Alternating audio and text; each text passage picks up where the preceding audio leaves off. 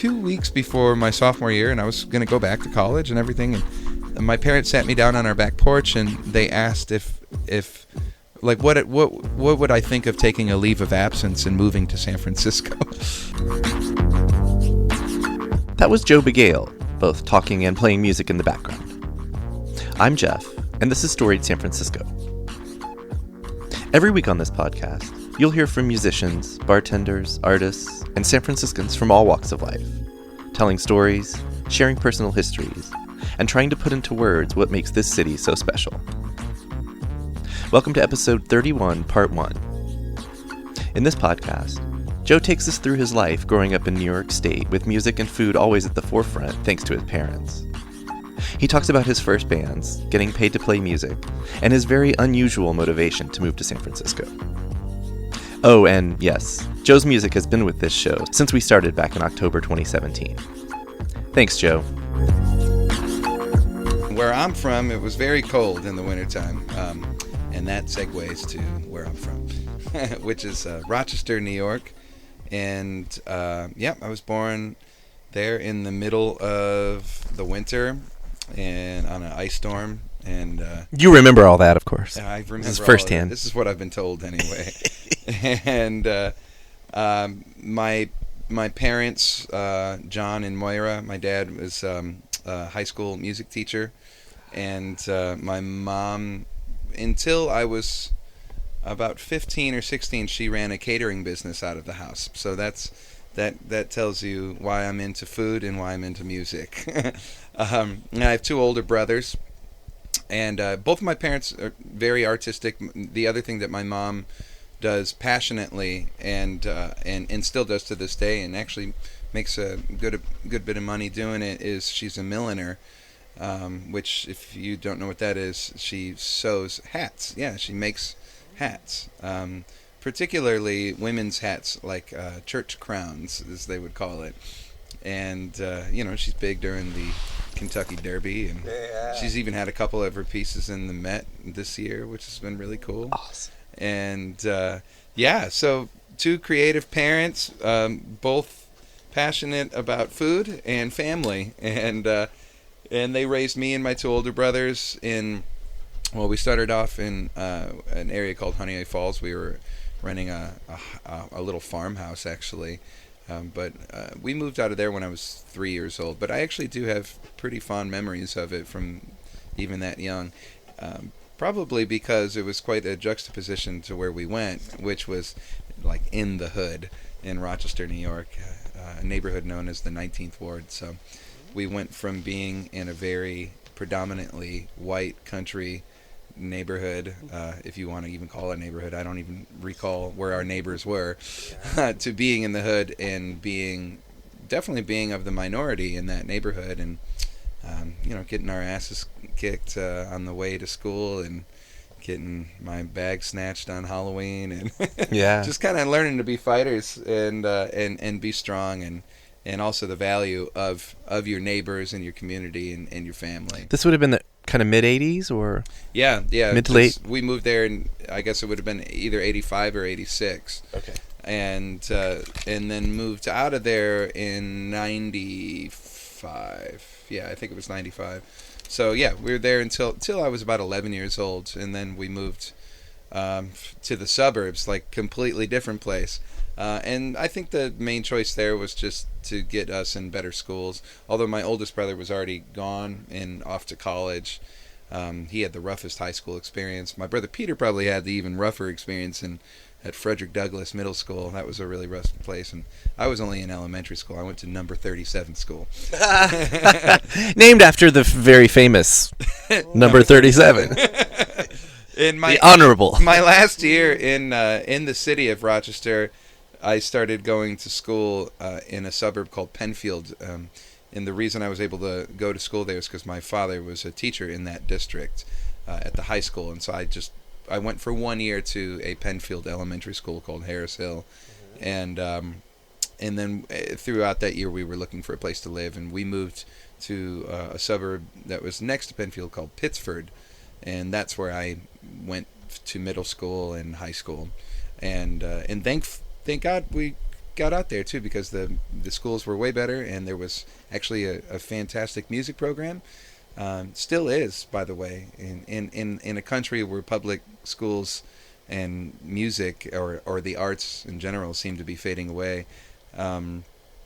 They still really support the arts out there, and so we had weekly lessons, and I started on the drum set when I was 7 years old. That was my first instrument, and by the time we got into the suburbs, I started playing trombone, and that's how I was introduced to a lot of concert band and wind ensemble and classical music, but always maintaining the drum set when I wanted to be in jazz band.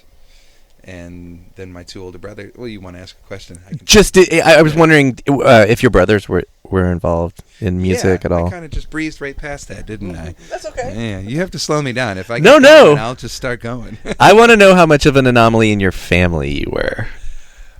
Well, yeah, so not, this is what's cool. So my brothers, my oldest brother is 9 years older than me, and my other brother is 5 years older than me. So I'm very fortunate, and I know that I'm fortunate to be the youngest, because the youngest gets to be the sponge, and the youngest gets away with a lot more shit. And my brothers and I all got into music literally at the same time.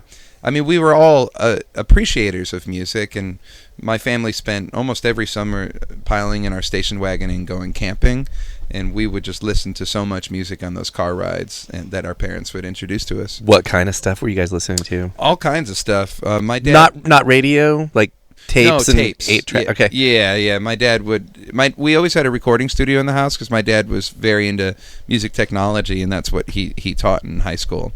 And then he was also a gigging musician too, and he's a drummer too, by the way, and plays a lot of instruments. And he would rip from his records back then onto cassette tape, because we didn't have a CD player, and we would listen to anything from the soundtrack to the movie The Mission. Do you remember that movie with Robert De Niro? Fantastic movie. I think he won an Academy for that. Okay. It's a really great movie about a missionary in South America. And the music was scored by the great Italian composer Ennio Morricone, who's famous for the spaghetti western stuff. Fantastic soundtrack, and still a very big part of my life. Like that music is inside of me from listening to it on those car rides. But then we'd also listen to Joni Mitchell a lot. We'd listen to Steely Dan a lot. We'd listen to a lot of Steely Dan. We'd listen to the Beatles. That was another one. And then some of my fondest memories on those camping trips are actually stopping at different record stores along the way. And I remember this one camping trip when we went all the way out west to Montana. And we went to Yellowstone in Wyoming, and I remember being in Jackson Hole. We went to this tape store or record store, and my dad bought Toto 4 on cassette, and that I must have been 7 or 8 on that trip, and that was like a big deal to me. Like I remember hearing Rosanna for the first time and hearing Africa for the first time, and then of course my brothers were always listening to what was of the time, and it's hard to be a child in the 80s and avoid Michael Jackson, so we listened to a lot of Michael Jackson. That's going back to what you were saying about being the youngest and being a sponge. Oh yeah, I very much relate to, because I'm the youngest as well. Oh, right. It's like, in a way, thank God, because I wouldn't know. I mean, it's not just music, it's like comedy, movies, totally all sorts of stuff. Yeah, same thing. Yeah, my brothers got me into all of I guess what we would call urban music. Being in the city, we were surrounded by hip hop that was being played, and that was really just kind of being introduced to the world at that time. So like Run DMC, but also the native tongue stuff. Well, I guess that would have been a little bit later. Well, it's like late 80s, early 90s. But we were listening to like Moni Love. Do you remember Moni Love? Moni in the Middle? I know the name, yeah. And Yo-Yo. Yeah. Don't Play With My Yo-Yo. You don't remember? Oh, yes. And then the Ghetto Boys. Which rip. Yeah. Bushwick Bill. R.I.P. Just yesterday. Yeah, I think 2 days ago. Or was that yesterday? Sunday, the reports were overblown. He died yesterday. Oh, From what I read, yeah. Oh, man. Anyway, either Yeah, way, Rip R.I.P. Bushwick Bill. And of course, we were listening to Fight the Power. Oh, yeah, Public Enemy. Yes. Thank you. You're welcome. And we were listening to Milli Vanilli. I remember that was like a thing, you know, and before it, wasn't a thing. What about Prince? I'm just kidding. Prince wasn't introduced to me until later, but Okay. my first being aware of Prince was through my brother Peter, who's the middle brother, and that was actually while we were out visiting our family in Michigan, where we have these very famous barbecues I've told you about, the Rib Off, that we do every summer. And it was during the Rib Off, I don't know, this is sometime in the mid-'90s, that we went to a record store, as we do in any town that we go to. My brother bought Love Sexy and Parade on cassette tape. And so I believe on Parade is where Kiss comes from. And that was the first time I heard that. But I always associated that song with Love Sexy because the cover of that album, if you recall, the cover of Love Sexy is like very provocative, and I just remember being a real young kid looking at it like, that's a guy? Like, holy shit. Right. So pretty. Which he was. He was such a pretty dude. Oh, yeah. So yeah, back to like in regards to getting into playing music, my brothers and I all got into it at the same time, and it was never forced upon us to get into music. I think my parents wanted us to just really discover whatever it was that we were passionate about on our own. And it just happened that my oldest brother started getting into guitar while he was in college, as did my brother Peter while he was in middle school. I think my brother Peter was probably the first one to really get into an instrument, and he had a local guitar teacher that my dad set him up with, who was a jazz guitarist, this guy Steve Green. And then my brother Adrian, he started playing guitar while he was in college, getting into blues music and also like the jam band scene, because that's definitely was happening in the early 90s, bands like Fish, especially if you're from the East Coast. Yep. And then I was in 7th grade, and I came home from school one day after seeing a jazz band, and I wanted to play the upright bass. And my oldest brother Adrian was like, well, Peter and I are already playing guitars. You should play the drums. I was like, okay, whatever you say. And Adrian, that's another thing about being the youngest. It's yeah, like, you just we'll do whatever whatever they want me to do. I just wanted to hang with them, you know? Right. And so my oldest brother taught me my first drum beat, and we went upstairs to my dad's studio, and it was just like a simple rock and roll beat, where the bass drum played on 1 and 3, and the snare drum plays on 2 and 4, and the hi-hat plays all of the eighth notes, 1 and 2 and 3 and 4, and I learned, and I practiced it so hard for so long until I got it, and it was actually those drums that are out there in the studio, and those are the same drums that I still play to this day. My favorite drum set. They're Camco drums. They're very they're vintage drums. They don't make them anymore, and those are from the early 60s. And they're worth a lot of money now, and they were worth some money back in the 80s when my dad acquired them, but they were certainly worth more than what my dad paid for them. He bought them at a garage sale for $20. He bought the bass drum, the snare drum, and the rack tom for $20. And when it came time for me to get my own drum set when I was about 16 and I was really serious about the drums, he said I could have those, but I would have to find a floor tom for them, and I never thought I'd find a matching Camco floor tom. There was no internet back then, but there was a magazine that somebody at a local music store gave to me called The Not So Modern Drummer, and there was classified ads in there, and I found a matching floor tom for that drum set all the way out here in Santa Cruz.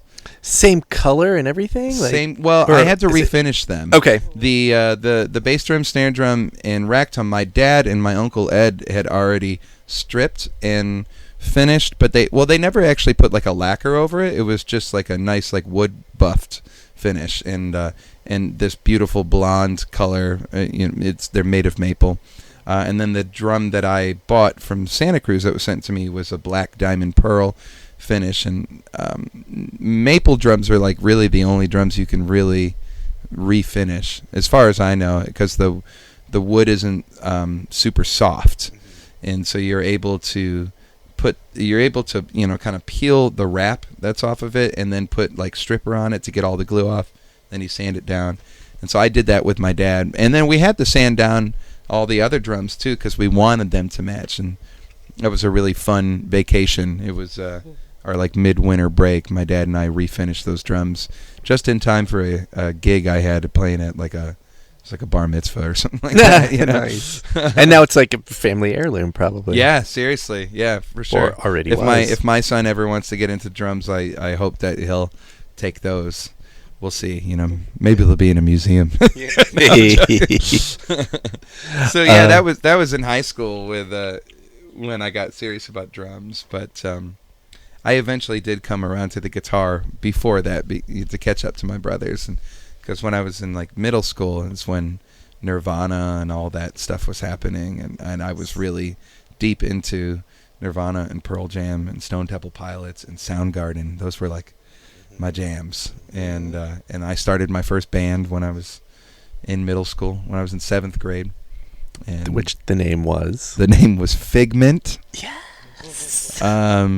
And I'd like to say that I understood what that word meant, but it was really named after this character that was like a dinosaur from from Disney World, Orlando. I don't think they have Figment in Disneyland. It's like this little dinosaur, imaginary dinosaur, figment of your imagination, you know. And we had a stuffed animal of it always around the house, and I just thought that name was really cool, and so that's what I called my band. Yeah, it's and then when I found out the name of it, I was like, oh, it's like a figment of your imagination that we're so good. It's edgy and nerdy at the same time. Yeah, it's both. More emphasis on the nerdy. I don't think there's but also edgy about the name Figment. But also, I mean, what year are we in? It's like I don't know that would have been dorky back then. That would not have been dorky then. It would have been like, I'm going to go see Figment at wherever the local venue was. That's it. That's Figment right there. Yeah. Oh, there he is. Yeah. Wow. Yeah, man. So I put together a band with other middle school kids that liked to play rock and roll music, and we played. We didn't play any Nirvana, actually. I think we did rehearse some, but our first gig was playing a school dance, and the teachers were not into Nirvana because Kurt Cobain had offed himself, and a lot of, if you remember, a lot of kids were following suit, and so I think like Nirvana was like banned or something like that, But we did get away with playing. Weezer was kind of brand new. They were a little bit after all that stuff, but still in the same time. The Blue album, anyway. And so we were covering Weezer, and I remember covering U2. U2 of that time, which was the Batman Forever soundtrack. Oh, yeah. Like Hold Me, Thrill Me, Kiss Me, Kill Me. Still a really cool song, but sounds nothing like what you think of U2. And then we were playing the Beatles. I remember even opening the show with You Can't Do That, because that's when I got into the Beatles, was that year, 7th grade, because the Beatles anthology documentary came out on ABC that year, 95. Okay. And I was fucking obsessed. Yeah. I was like, that's what I want to do. I want to be like those guys. Mm-hmm. And so we played a lot of Beatles, and then we played Jimi Hendrix, and played Led Zeppelin, and I even went back on the drum set to play the drum solo on Moby Dick. And we played a school dance, and my first time ever getting paid to do anything was playing music. Nice. Got paid $35 for the whole band. And I knew then that's what I wanted to do. I wanted to be a rock star. Yeah. I was going to say you were like, it's middle school, but I'm sure your popularity, you're a big deal. I became popular in middle school. It didn't last. High school, I wasn't popular anymore. Dude, we lived mirror lives, like 10 years apart. But I think I was kind of popular because there was like some sort of mystique to me because I was the kid from the city, And I would get away with just like saying all this bullshit to everybody, like, oh, in gym class they taught us boxing back in the city, just like dumb shit, Yeah. And and then I got busted smoking pot when I was really young. just I think I saw that movie Dazed and Confused, Mm-hmm. and that came out when I was in 6th grade, and Mm-hmm. awesome movie. Still to this day, Texas. great movie. Horrible influence on kids that are that age. Like, you shouldn't be able to see that when you're that age.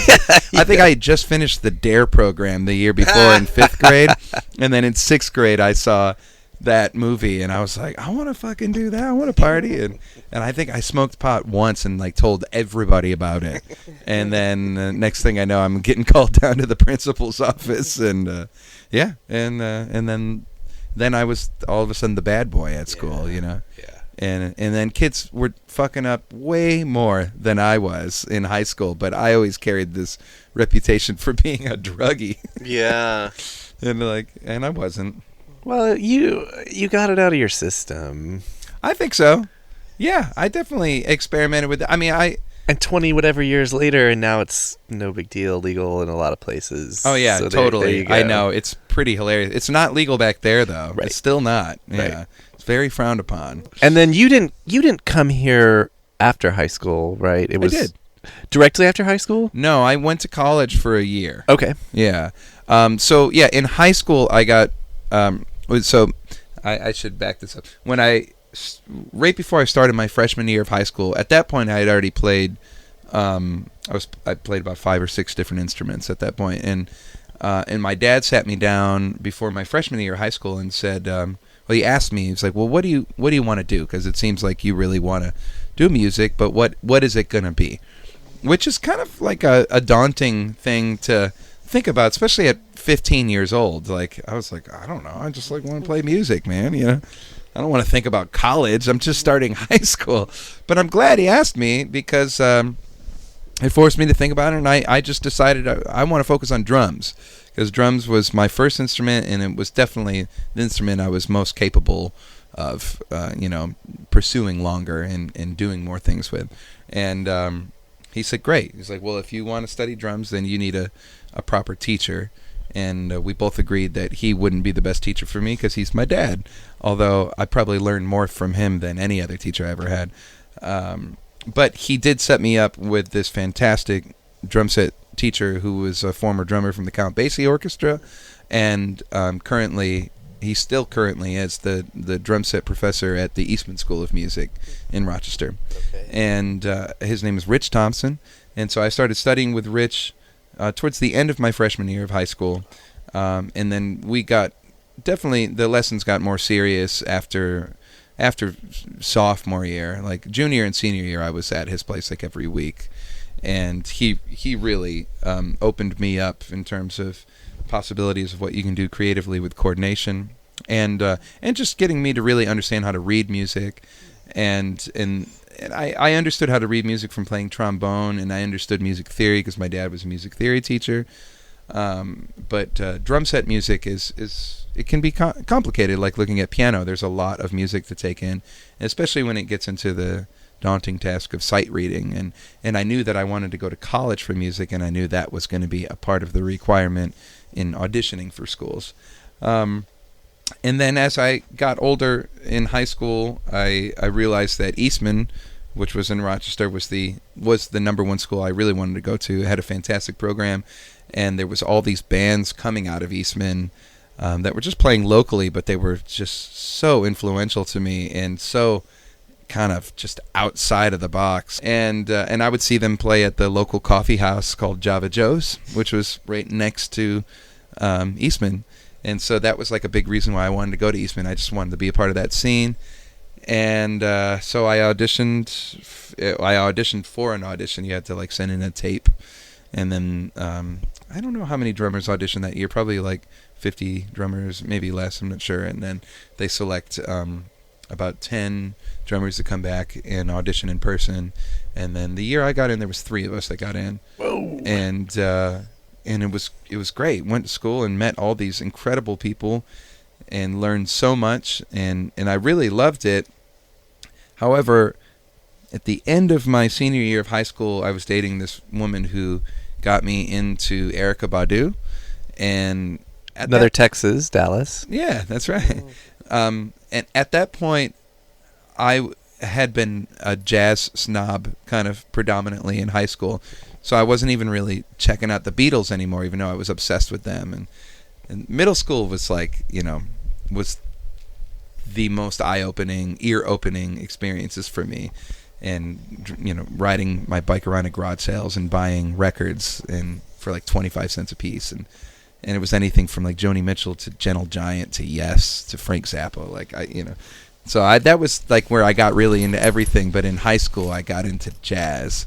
And I was like, I'm going to be a jazz drummer, And then I started a band in high school that played kind of more like funky jazz because I got really hip into Medeski, Martin, and Wood. And then I was like, okay, well, that's cool. I like this. This is funky. And which was starting to get me more interested in stuff I was into when I was younger, like hip-hop music.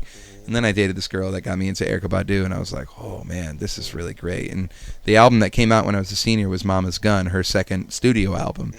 And that album still to this day is like a major influence on me. And when I got to college, I was just being introduced to so much music that I didn't know anything about, whether it was jazz music or like avant-garde music or like stuff that was happening in the New York jazz scene, like this really free and weird stuff, and then really into classical music, but I was always really into this rhythm and blues music, specifically Erykah Badu. And one person, when I was in their dorm room, I think we were smoking a joint or something, and they were like, man, have you ever heard D'Angelo? And I was like, no, I've heard the name. I don't know anything about him. And they're like, you've never heard Voodoo? And I was like, no. And so they gave me a burned CD, and I went to the practice room and just put it on, and I was just like fucking floored. And I was like, what am I doing here? Like, I'm not going to learn how to make this kind of music here.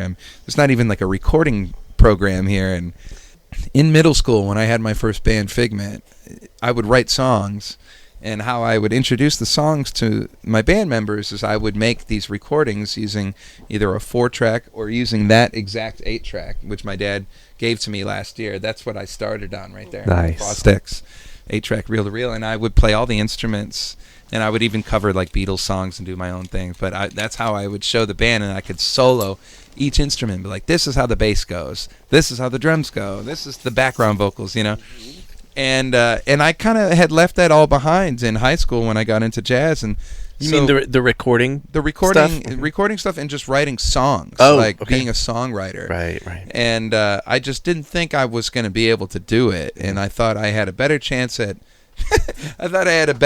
being successful at being a jazz musician on the drum set, which is like, it's arguably like the hardest thing in the world to do, is to be a successful jazz musician. But you're like 19. Yeah, I'm 19, and I dream big, man. Yeah. Or as I like to say, I dream wide.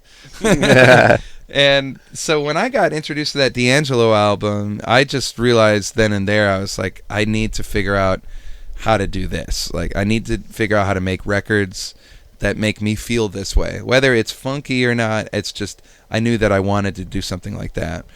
And I think I never really like told my parents, but they could see that I wasn't getting as much out of college as I really wanted. And my dad, he did his master's at Eastman, and it was very different from when he went to school. And I think there was certain things that were kind of rubbing him the wrong way, just as an educator. And it was 2 weeks before my sophomore year, and I was going to go back to college and everything. And my parents sat me down on our back porch, and they asked if like what would I think of taking a leave of absence and moving to San Francisco. Your parents asked you that? That's what they asked me. Yeah. Had that thought ever occurred to you? Never occurred to me. That's a new one for this show. Yeah. And for me, that's never occurred to me. Although, I mean, I knew about the music out here. I knew about, definitely the music of the 60s out here, Jefferson Airplane and the Grateful Dead, and that was music I was into in middle school. But they specifically said, like, to the exclusion of anywhere else? San Francisco. They're like, okay. And the reason they said that was because my oldest brother was living out here at the time. Okay. So I had family out here, and as somebody who wanted to pursue music, my dad knew that, well, I didn't really need a piece of paper if I wanted to play the drums. Like, I just needed to study with the right amount of people, and the best places to go were major metropolitans. So I could either go to New York City, where I didn't know anybody, or I could come to San Francisco where I at least had a family connection. And San Francisco had been on my radar for about 6 months at that point because my brother had moved out here, and I would talk to him like every couple of weeks, and he'd call me back and tell me about anything from like the acid jazz scene that was happening out here. So like people like Charlie Hunter and Scott Amendola and Will Bernard, like the T.J. Kirk scene. And then ALO was a band that was kind of just getting started at that time, and they were looking for a drummer. And he was like, "Man, you should be out here." And then my brother is really into skateboarding. He was like, "Man, the skateboarding scene out here," and I liked skateboarding too. And you know, I'd never been to California, and so he's like calling me from his brand new cell phone in like 2000 or 2001, and like telling me he's like in Golden Gate Park and he's skateboarding, and I'm envisioning it like right next to the Golden Gate Bridge. Like I don't know anything about this place. And what I did know is that Herbie Hancock had made Headhunters and Thrust and all these like majorly influential funk records out here, which were super influential to me going all the way back to like 5th grade, because that's what my brothers were showing me, and we were always jamming on like Chameleon and Palm Grease, and we would like rap over them, you know, because we were into hip hop music, and they discovered that stuff out of my dad's record collection. And I remember in college revisiting the album Thrust with my buddy Jared Cohen, who's a piano player, and we were talking about the liner notes on the back, where he would talk about this like Oakland funk, like this Bay Area funk thing, and he would attribute it to Sly Stone. And I was totally into Sly Stone as a kid from watching the Woodstock film, and I would even cover "I Want to Take You Higher," but I only knew the greatest hits because that was the only record my dad had of his in our record collection. So I was like, well, if that stuff was made in the Bay Area, and my favorite like funk stuff at that time was that kind of linear. Do you know what I mean when I say like linear? It's like they're not really hitting 2 and 4 like backbeats like you would hear on other funk records or rock and roll records. They would subdivide all like the 16th notes and syncopate it heavily, like almost like you would hear in like Latin music. But it was funky. But it was like this kind of free jazz approach to it too. But it was funky. Like it would make my head bounce. And anything that I got into musically as a kid, whether it was jazz or pop music or rock music, like it had to make me move. Because the first stuff I ever really remember hearing was Michael Jackson, and that just made me want to dance, you know. And we'd have break dance parties in our house and stuff. And I remember my brother even getting a breakdance instructor coming for his birthday party, you know. And so any music that made me want to move and dance, whether I was just like tapping my feet or actually like really getting down, that's what I was into. And then I just felt like, well, shit, if I go to San Francisco, I can, you know, pick up a phone book, which is what I did, and start learning from different musicians, but I can also be closer to this sound that I always really loved growing up.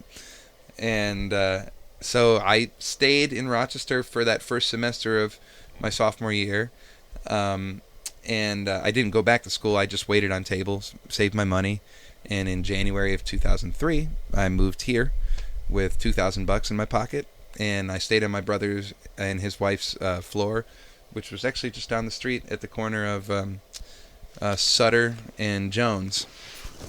And I would sleep out on their fire escape sometimes too, but I would mostly stay on their floor. And it took me about a month, and I got a job waiting on tables at the Park Hyatt, which is no longer here. Now it's the Le Méridien Hotel. And then that same week that I got a job, I found a place to live out in West Portal with some girls that used to go to college with my brother and his wife. And so they set me up, which was awesome. And yeah, and I had a whole floor to myself with a bathroom, and one of my roommates was a musician and had instruments, so I had like a little studio spot in the garage, and I bought Pro Tools on my laptop. Oh, yeah. And an M-Box, and I started just like going for it and writing songs and figuring out how to do it. And I was only 19, so I couldn't get into clubs to meet musicians. What all Instrument-wise, what all did you bring out with you from New York? Just my drum. Well, actually, I came out here on the airplane with a bass, and I had this old fretless Yamaha bass guitar, and I needed something, and I brought a practice pad with me. But I just came out here with a bass and a suitcase and like a book of CDs that I had, and I packed all the rest of my clothing inside my drum set. And when I found a place to live, my parents shipped my drums out with the rest of my clothing. And yeah, it was a great way to kill two birds with one stone right there. That was Joe Bagale, aka Otis McDonald. Check back Friday when Joe will talk about his musical journey in San Francisco since he moved here. Film photography for the show is by Michelle Kilfeather. You can follow us on Facebook, Twitter, and Instagram to learn about some of the stuff we do besides the podcast. Find all 80 episodes on our website, storiedsf.com, which is also where you can now go to pledge your support for the show. If you're listening on Apple Podcasts, please rate and review the show for us. Send comments or suggestions to storiedsf@gmail.com. Thanks for listening, and happy 4th of July.